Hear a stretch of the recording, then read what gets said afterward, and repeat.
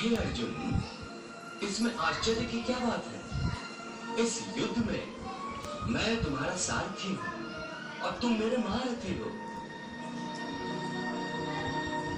मुझे तुम्हारे इस रथ के घोड़ों की लगाम थामना है और तुम्हें गांडीव की प्रत्यंचा। इसलिए हे अर्जुन, जब तक तुम आज्ञा नहीं दोगे तब तक मैं इस रथ को आगे कैसे बढ़ा सकता हूं? हे महारथी, आज्ञा दीजिए। हे महारथी, कृपया करके आज्ञा दीजिए। हे पार्थसारथी, रथ को पांडवों की सेना में वापस मेरे निश्चित स्थान पर ले चलो। जो आज्ञा।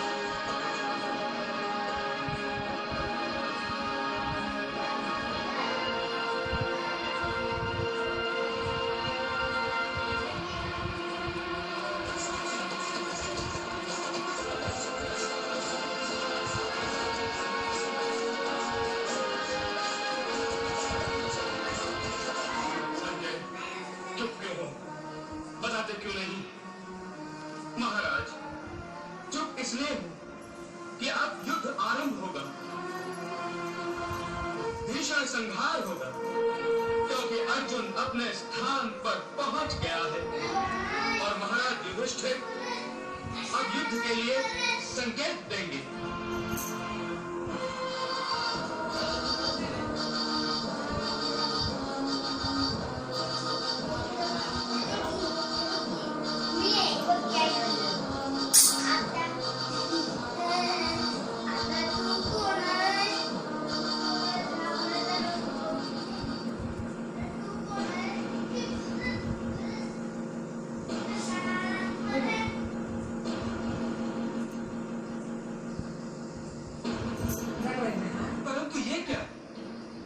संजय, मुझे भी तो बताओ।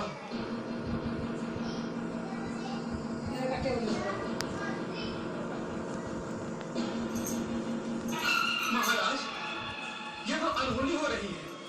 अनहोनी हो रही है, परंतु हो क्या रहा है संजय? महाराज, ज्येष्ठ पांडव महाराज युधिष्ठिर अपने सारे शस्त्र उतारकर रथ में रख रहे हैं। शस्त्र रख रहे हैं? हाँ महाराज, और ये देखकर सारे पांडव व्याकुल हो रहे हैं।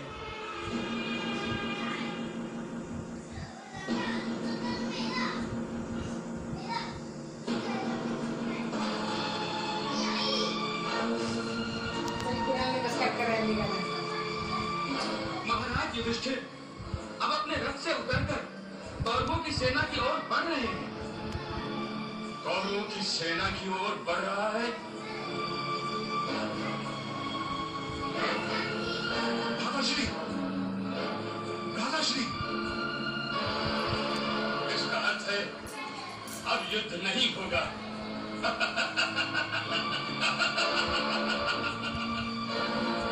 डर गया है वो कौरवों की विशाल सेना को देखकर।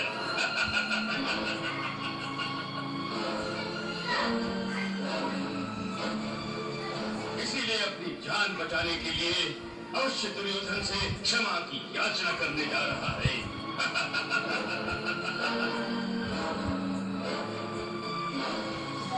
भांजे, तुम भी वही देख रहे हो जो मैं देख रहा हूँ? हाँ मामाश्री, हाँ। अब कृष्ण क्या करेगा? क्या करेगा कृष्ण?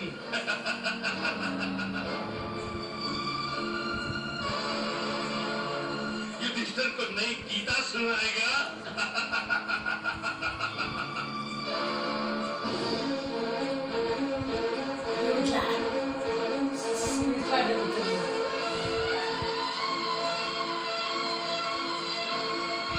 ये तो हो रहा है।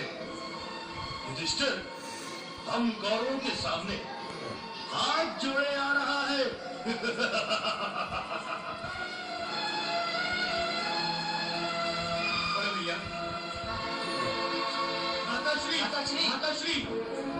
दादाश्री, दादाश्री, दादाश्री, महाराज,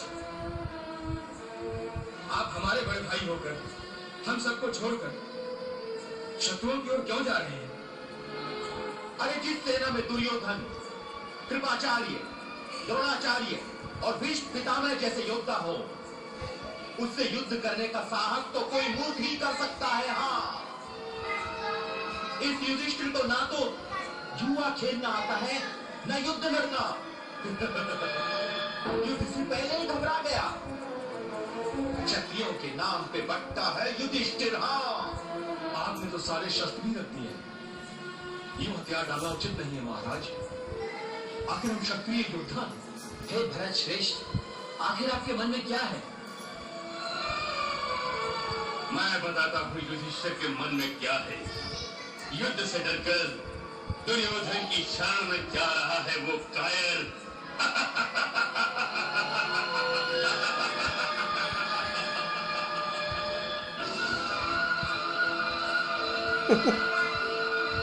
महाराज, युद्ध आरंभ के समय क्षत्रिय के आगे हाथ जोड़कर जाना उचित नहीं होगा। इससे पांडवों की सेना का साहस टूट जाएगा और शत्रु सेना की हिम्मत बढ़ेगी।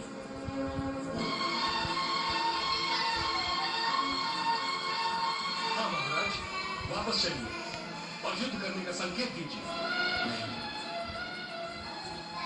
मैं युद्ध करने का संकेत देने की अवस्था में नहीं हूं।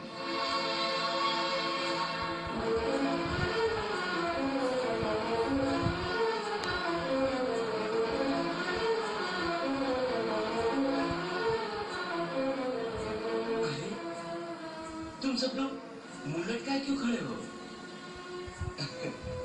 चिंता मत करो, धर्मराज युधिष्ठिर युद्ध से पहले अपना धर्म निभाने गए। हे पितामह, ये मेरा कैसा दुर्भाग्य है कि जिन चरणों की पूजा और सेवा मुझे करनी चाहिए, आपके उन्हीं चरणों को छूकर आप ही के विरुद्ध युद्ध करने की आज्ञा मांगने के लिए मुझे आपके पास आना पड़ा। संजय, तापसी ने यह क्या किया? कौरवों के शत्रुओं को विजय का आशीर्वाद दे दिया। महाराज, भीष्म पितामह ने अपने शत्रुओं को नहीं, अपने पौत्रों को आशीर्वाद दिया है। जो तापसी के विरुद्ध लड़ रहे ऐसे पौत्र क्या उनके आशीर्वाद के पात्र हैं? ये युधिष्ठिर तो शकुनी और कृष्ण से भी कुटिल निकला। तापसी की भावनाओं का सहारा लेकर उन्हें मेरे प्रिय पुत्र दुर्योधन के साथ विश्वासघात पर विवश कर दिया। धर्मराज, गुरु की सदा ये इच्छा होती है कि उसका शिष्य अपने गुरु से भी आगे निकल जाए। इसलिए प्रिय शिष्य, मैं तुम्हें आज्ञा भी दे रहा हूं और आशीर्वाद भी। तो फिर आप हमें उपदेश दीजिए कि हम अपना कर्तव्य भली भांति निभा सके। गुरुदेव, हे धर्मराज, जिस पक्ष में धर्मराज और धर्मपिता श्री कृष्ण हो, जीत तो उसी पक्ष की होगी ना। मैं भी यही चाहता हूं कि जीत धर्म की हो, अधर्म की नहीं। इस रेखा के पार दोनों ओर की सेनाएं तथा उसका हर योद्धा यही मानकर युद्ध करेगा कि वही धर्म पर है। परंतु सत्य यह है कि दोनों की दोनों सेनाएं धर्म के मार्ग पर नहीं हो सकती। इसमें से एक धर्म के पक्ष पर है और एक अधर्म के मार्ग पर। पुण्यवान मनुष्य अपने पुण्यों के द्वारा अगर देवताओं की दुनिया धारण करके स्वर्गलोक में तब तक रहता है जब तक उसके पुण्य क्षीण नहीं हो जाते। अर्थात ये कि प्राणी के हिसाब में जितने पुण्य कर्म होते हैं उतनी ही देर तक उसे स्वर्ग में रखा जाता है।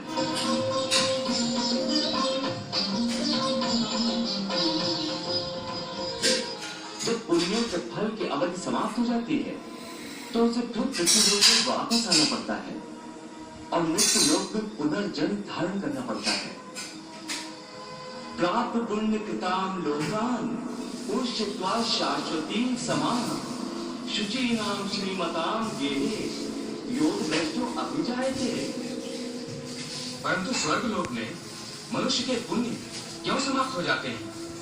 वहां जब वो देव योनि में होता है तो वो अवश्य अच्छे कर्म करता होगा, उसे इन अच्छे कर्मों का पुण्य तो प्राप्त होता होगा। नहीं, उच्च योनि में देवता बनकर प्राणी जो अच्छे कर्म करता है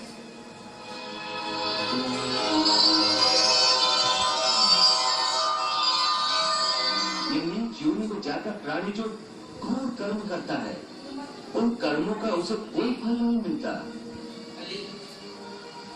क्यों? क्योंकि वो सब भोग योनियां हैं। वहां प्राणी केवल अपने अच्छे बुरे कर्मों का फल भोगता है। इन योनियों में किए हुए कर्मों का पुण्य अथवा पाप उसे नहीं लगता। हे पार्थ, केवल मनुष्य की योनि में ही किए हुए कर्मों का पाप या पुण्य होता है, क्योंकि यही एक कर्म योनि है। इसका अर्थ ये हुआ कि यदि कोई पशु किसी की हत्या करेगा तो उसका पाप उसे नहीं लगेगा, और यदि कोई मनुष्य किसी की अकारण हत्या करे तो पाप लगेगा। बिल्कुल ठीक। परंतु ये अंतर क्यों है? इसलिए कि पृथ्वी लोक पर समस्त प्राणियों में केवल मनुष्य एक ऐसा प्राणी है जो विवेकशील है। वो अच्छे बुरे की पहचान रखता है। दूसरा कोई भी प्राणी ऐसा नहीं कर सकता। इसीलिए यदि सांप किसी मनुष्य को अकारण भी डस ले और वो मर जाए तो सांप को उसके हत्या का पाप नहीं लगेगा। इसी तरह शेर दूसरे जानवरों की हत्या करता है तो उसे उसके पाप नहीं लगता। या बकरी का उदाहरण लो, बकरी किसी की हत्या नहीं करती, घास फूस खाती है, इस कारण वो पुण्य की भागी नहीं बनती। पाप पुण्य का लेखा जोखा अर्थात प्रारब्ध केवल मनुष्य का बनता है। इसीलिए जब मनुष्य अपने पाप और पुण्य भोग लेता है तो उसे फिर मनुष्य की योनि में भेज दिया जाता है। ते तम भूत्वा स्वर्गलोकम विशालम क्षीणे पुण्य मर्त्यलोकम विशन्ति एवं ते धर्मम अनुप्रपन्ना गतागतम काम कामा लभन्ते। अर्थात देवों की योनियों में जो मनुष्य होते हैं वो अपने सुख भोग कर स्वर्ग से भी लौट आते हैं। हाँ, और मनुष्य की योनि प्राप्त होने पर फिर कर्म करते हैं और इस तरह सदैव जन्म मृत्यु का कष्ट भोगते रहते हैं। हे मधुसूदन, क्या कोई ऐसा स्थान नहीं जहां से लौटकर आना न पड़े और जन्म मरण का ये चक्र समाप्त हो जाए? ऐसा स्थान केवल परम धाम है, अर्थात मेरा धाम, जहां पहुंचने के बाद किसी को लौट कर नहीं आना पड़ता। इसी को मोक्ष कहते हैं। न तद्भास्यते सूर्यो न शशांको न पावकः यदि गत्वा न निवर्तन्ते तद धाम परमम मम। सब लोगों से लौट कर जीव भूमि पर आए, वो नहीं लौटे यहाँ, धाम जो मेरे जाए, परम शांति वहीं पाए।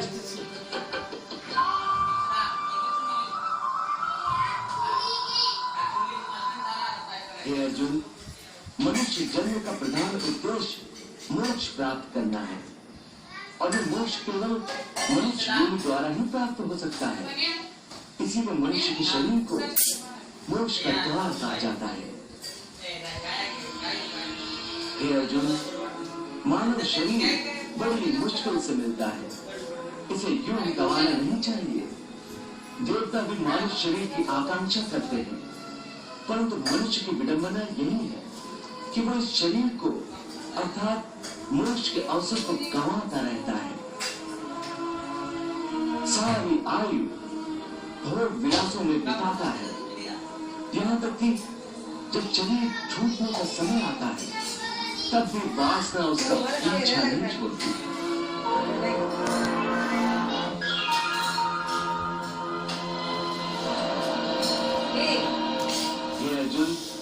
मृत्यु के समय जो वासना मनुष्य के मन में दृढ़ रहती है, उसी वासना के अंतर्गत मनुष्य का दूसरा जन्म होता है। यम यम वापि स्मरण भावम अंते कलेवरम तम तमे वैति कौन्ते सदा तद्भाव भाविता। भगवान श्री कृष्ण ये क्या कह रहे हैं कि मृत्यु के समय मनुष्य के मन में जो वासना या अधूरी कामना होती है, मनुष्य का अगला जन्म उसी के अंतर्गत होता है। इसका क्या अर्थ है? देवी, इस समय भगवान श्री कृष्ण ने जो कहा है वो अत्यंत गोपनीय है और गूढ़ ज्ञान है, बल्कि इसे एक गुप्त विद्या ही समझो।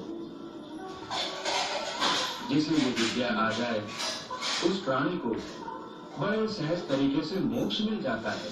मैं समझी नहीं भगवान, ये गुप्त विद्या क्या है? देवी, ये गुप्त विद्या मरने की विद्या है। प्रभु का कहना है कि प्राणी ने चाहे कैसा भी जीवन व्यतीत किया हो, अंतकाल में यदि वो एकाग्र मन होकर केवल प्रभु का ध्यान करते हुए शरीर का त्याग करे तो वो सीधा परमात्मा के चरणों में पहुंच जाता है, जहां से उसे वापस नहीं आना होता है।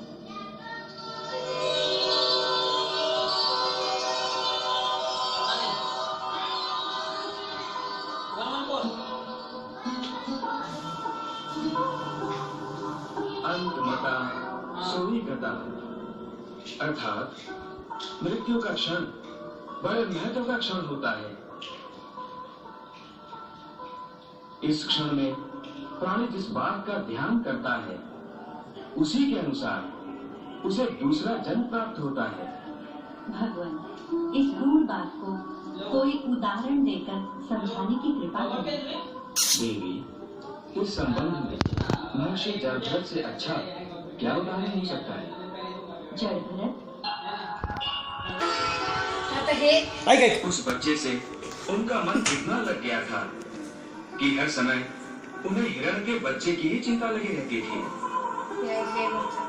यहाँ तक कि अपनी मृत्यु के समय भी उनका ध्यान उसी बच्चे में था।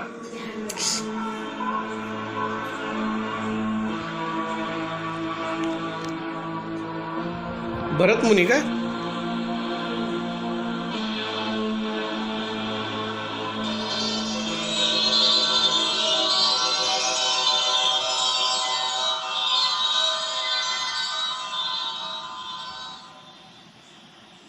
बस अंतिम क्षण में भी चूंकि उनका ध्यान उसी बच्चे की ओर ही था, इसी कारण अगले जन्म में उन्हें हिरण की योनि मिली थी।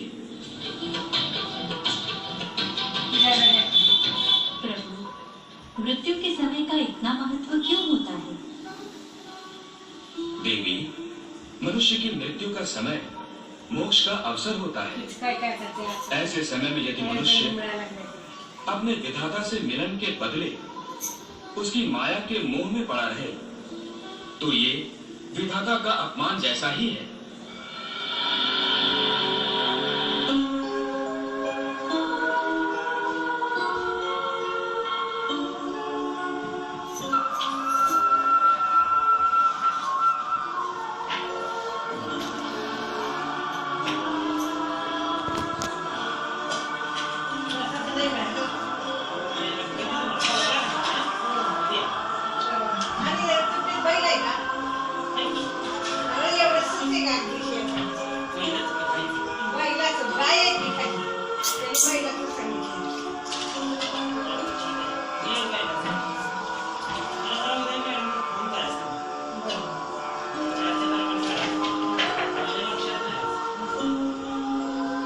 तो ये विधाता का अपमान जैसा ही है कि वो अपने विधाता से अधिक महत्व उसकी बनाई हुई माया को देता है। इसलिए उसे मृत्यु के बाद स्वर्ग तो मिल सकता है, परंतु मोक्ष नहीं मिल सकता। इसीलिए देवी, मृत्यु के समय मनुष्य को संसार की किसी वस्तु में नहीं, केवल अपने परमात्मा में ध्यान लगाना चाहिए। हे योगेश्वर, आपने मेरे कई प्रश्नों के उत्तर दिए। एक प्रश्न और पूछना चाहता हूं। सुना है कि मृत्यु के समय मनुष्य को बड़ा कष्ट उठाना पड़ता है, चाहे वो मृत्यु युद्ध भूमि पर किसी शस्त्र के घातक घाव के कारण हो या अपने आप आए। क्या मृत्यु को आसान बनाने का कोई तरीका नहीं है? हे अर्जुन, प्रश्न मृत्यु को आसान बनाने का नहीं है, बल्कि जीवन मृत्यु के चक्र से निकलकर मोक्ष प्राप्त करने का है। यदि मनुष्य मृत्यु के समय ये विधि अपनाए जो मैं तुम्हें बता रहा हूं, तो उसे तुरंत मोक्ष प्राप्त होगा और वो सीधा मेरे धाम को पहुंचेगा। वो गोपनीय विधि क्या है माधव? प्राण त्याग के समय अपनी सभी इंद्रियों के द्वार को रोककर तथा मन को हृदय में स्थिर करके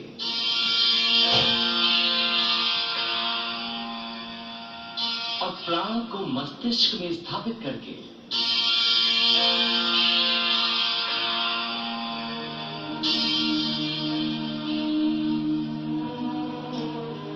परमात्मा का स्मरण करते हुए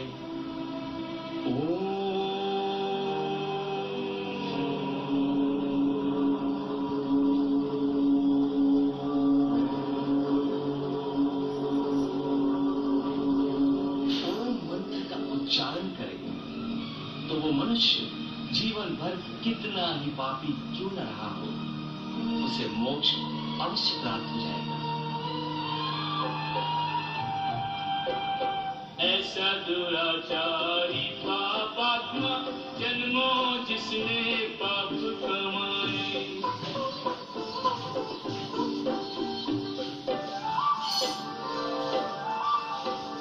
लेकर भाव अनन्य वो अर्जुन मेरी शरण में यदि आ जाए,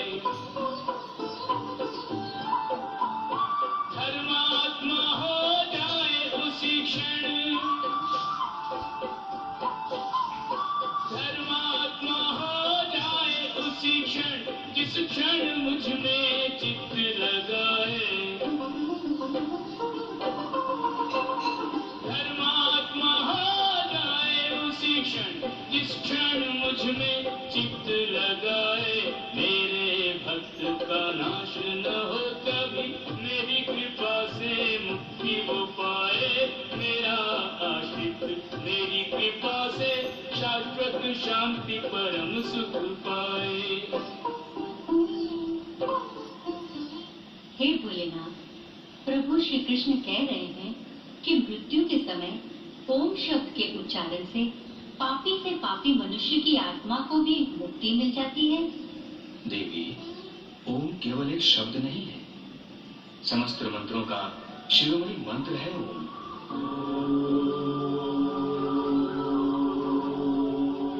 इसकी महिमा अनंत है। आध्यात्मिक साधना की सफलता का केंद्र बिंदु ओम है। सिद्धि प्राप्ति का सूत्र भी ओम है। ये वो कमंडल है जिससे सारा ज्ञान और सारी सृष्टियां उत्पन्न हुई हैं।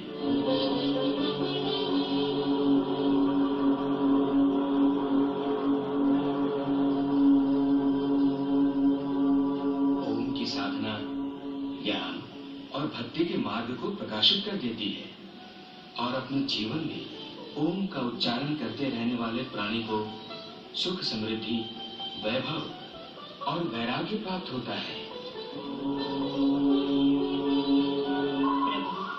ये बात तो मनुष्य के जीवन के संबंध में है, परंतु उसकी मृत्यु के समय ओम के उच्चारण का इतना महत्व क्यों है कि पापी मनुष्य के शरीर को शुद्धि और आत्मा को मुक्ति प्राप्त हो जाती है? देवी, मनुष्य के शरीर को ब्रह्मपुर कहा गया है।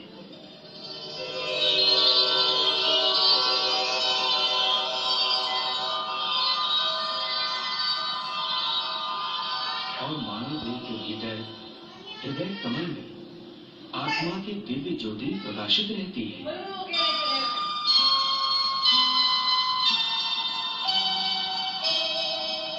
मृत्यु के समय जब मनुष्य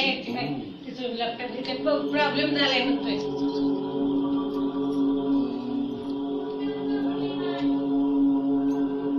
ओम का मंद मंद उच्चारण एक लय के साथ करता है तो आत्मा और परमात्मा दोनों ही महासुख और महाआनंद के साथ नाच उठते हैं और दोनों एक दूसरे से मिलन के लिए ऐसे व्याकुल हो जाते हैं जैसे युगों युगों से बिछड़े हुए दो प्रेमी सारी सीमाएं तोड़कर एक दूसरे में समा जाने को एक दूसरे की ओर बढ़ते हैं।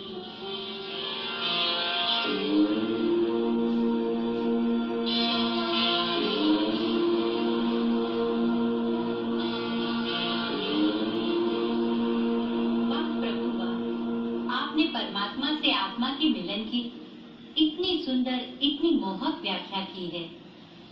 देवी, मानव शरीर को प्रभु ने मुक्ति का द्वार कहा है, परंतु मनुष्य इसके महत्व को समझ नहीं पाता। इसी महत्व के कारण मानव शरीर की रचना भी विशेष रूप से की गई है। मनुष्य का देह एक छोटा सा ब्रह्मांड है जिसमें समस्त लोगों का निवास है। ब्रह्मरंध्र ब्रह्म लोक का प्रतीक है। मानव शरीर में तीनों लोग कैसे समा गए हैं प्रभु? मनुष्य के शरीर में पैरों से नाभि तक भूलोक है।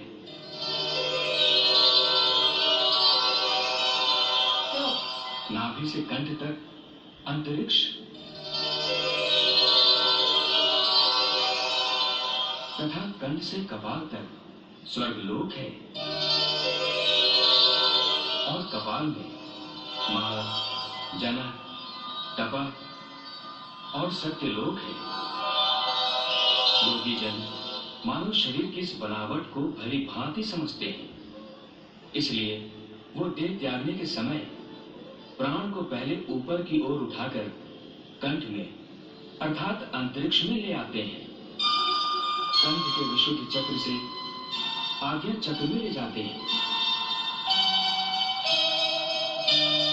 और यहाँ से कपाल में सहस्रार में स्थापित करके ब्रह्मरंध्र के द्वारा ही अपने प्राण शरीर से निकाल देते हैं।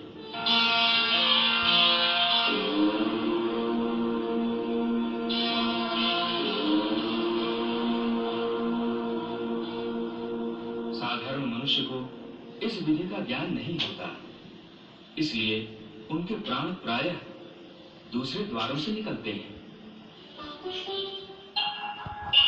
हे केशव, तुमने मेरे मन में ज्ञान की ज्योत जलाकर अज्ञान के अंधकार को नष्ट कर दिया है। मेरे मन से मोह और धन के सारे पर्दे उठ गए हैं।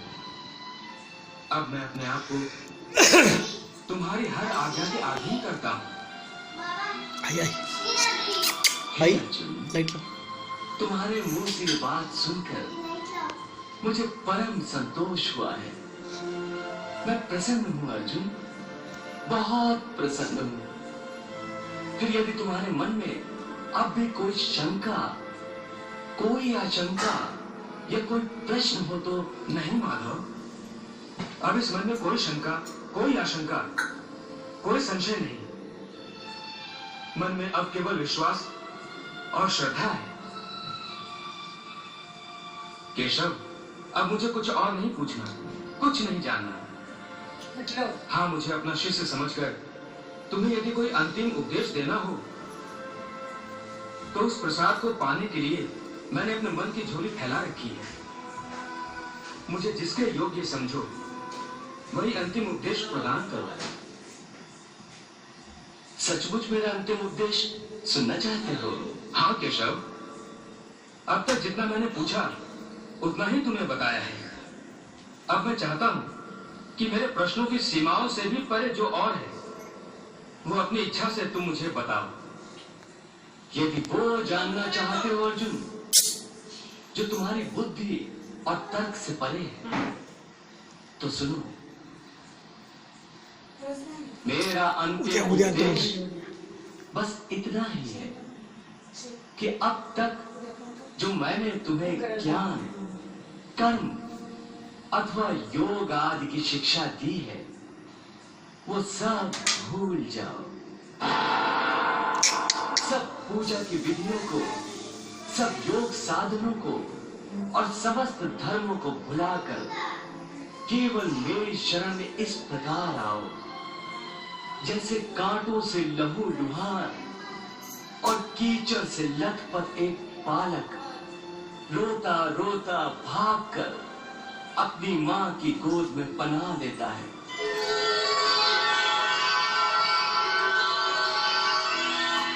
और जिस प्रकार मां उसके शरीर से सारा गंध और कीचड़ धोकर उसे फिर से एक फूल की तरह निर्मल और स्वच्छ बना देती है,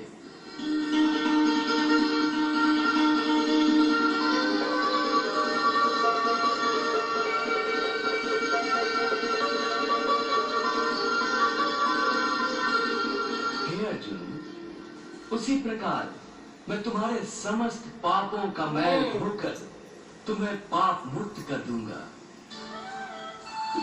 और समस्त संसारी बंधनों से मुक्ति देकर तुम्हें शाश्वत शांति प्रदान करूंगा।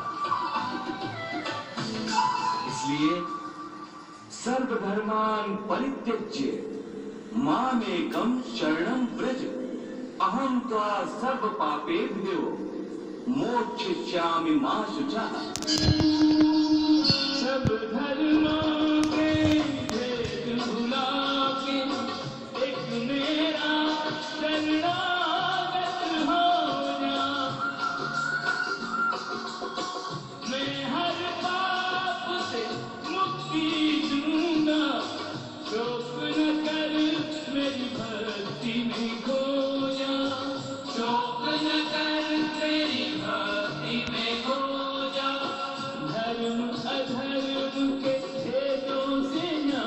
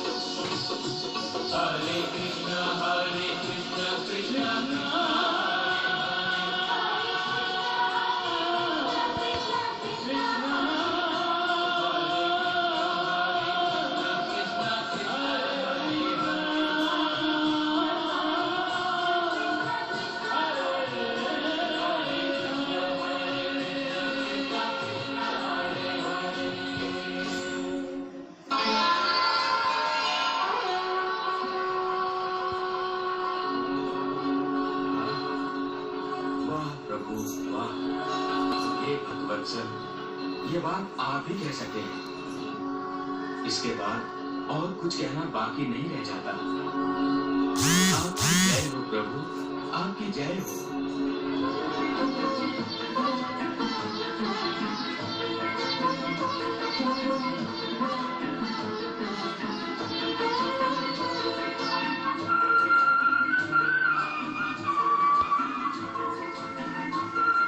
हे केशव, सारे बंधनों से मुक्त होकर अब मैं अपने आप को तुम्हारे श्री चरणों में अर्पित करता हूं। मुझे आज्ञा दो कि अब मैं क्या करूं? अर्जुन, यह महाभारत का महापर्व तेरे बिन कैसे मनेगा।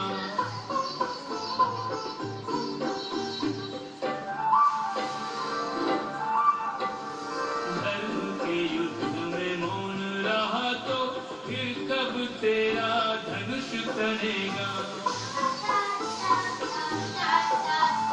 तुझ पर लोग हंसेंगे युगों तक,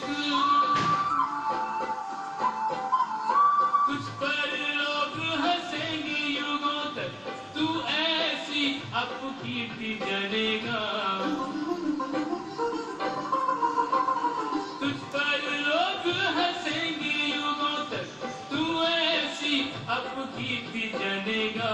स्वर्ग मिलेगा न किसी मिलेगी, केवल पाप का भागी बनेगा।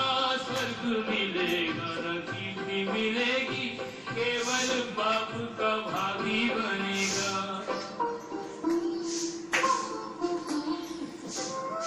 हे अर्जुन, अब तुम धर्म क्षेत्र में अपने कर्तव्य को निभाने के लिए आगे बढ़ो।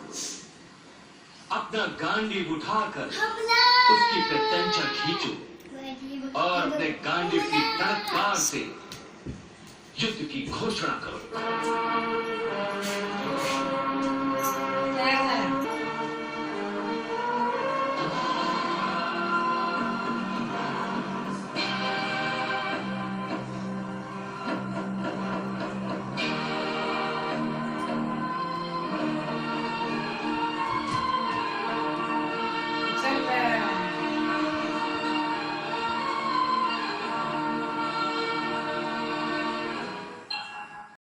जीवात्मा जब एक शरीर को छोड़कर जाती है तो उसके साथ उसके पिछले शरीर की वृत्तियां, उसके संस्कार और उसके भले कर्मों का लेखा जोखा अर्थात उसकी प्रारब्ध सूक्ष्म रूप में साथ जाती है। हे मधुसूदन, मनुष्य का शरीर त्यागने के बाद जीवात्मा कहाँ जाता है?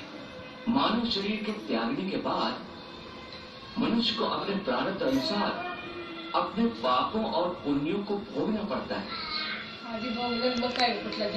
इसके लिए भोग योनियां बनी है जो दो प्रकार की है, उच्च योनियां और नीच योनियां। एक पुण्य वाला मनुष्य का जीवात्मा उच्च योनियों में स्वर्ग में रहकर अपना पुण्य भोगता है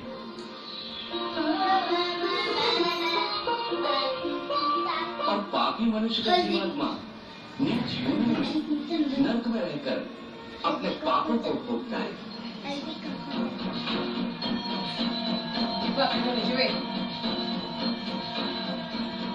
कभी ऐसा भी होता है कि कई प्राणी स्वर्ग नरक का सुख दुख पृथ्वी लोक पर ही भोग लेते हैं।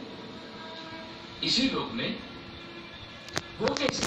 इसे तुम यूं समझो अर्जुन कि कोई संपन्न मनुष्य है, महंगा रहता है, उसकी सेवा के लिए दास दासियां हर समय खड़ी हैं। उसका एक इकलौता जवान बेटा है जिसे वो संसार में सबसे अधिक प्रेम करता है और अपने आप को संसार का सबसे भाग्यशाली मनुष्य समझता है। परंतु एक दिन उसका जवान बेटा अचानक किसी दुर्घटना में मारा जाता है। का पहाड़ उस पर टूट पड़ता है। संसार की हर वस्तु उसके पास होने के बावजूद भी वो दुखी रहता है और मरते तक अपने पुत्र की मृत्यु की पीड़ा से मुक्त नहीं होता। तो पुत्र के जवान होने तक उस मनुष्य ने जो सुख भोगे वो स्वर्ग के सुखों की भांति थे और पुत्र की मृत्यु के बाद उसने जो दुख भोगे हैं और नर्क के दुखों से बढ़कर थे। जो मनुष्य को इसी तरह इसी संसार में रहकर भी अपने पिछले जन्मों के सुख दुख को भोगना पड़ता है। वाह प्रभु वाह।